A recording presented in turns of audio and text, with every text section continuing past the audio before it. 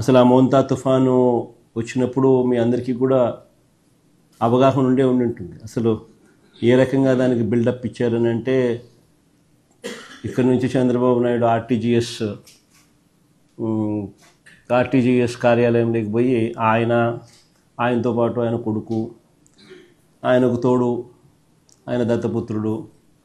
ఏ రకంగా ముగ్గురు కలిసి ఏ రకంగా దాన్ని అసలు ఎలాంటి బిల్డప్ ఇచ్చినారు అని అంటే, వాళ్ళు ఇవ్వడము, దానికి తోడు వాళ్ళ ఎల్లో మీడియా,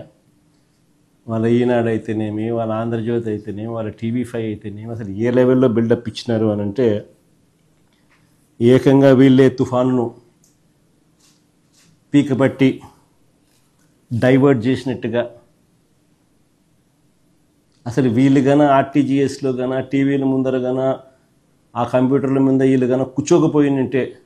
అసలు ఇంకా రాష్ట్రంలో తుఫాన్ ఎఫెక్ట్ ఇంకా ఏ స్థాయిలో ఉండేది అని అంటే,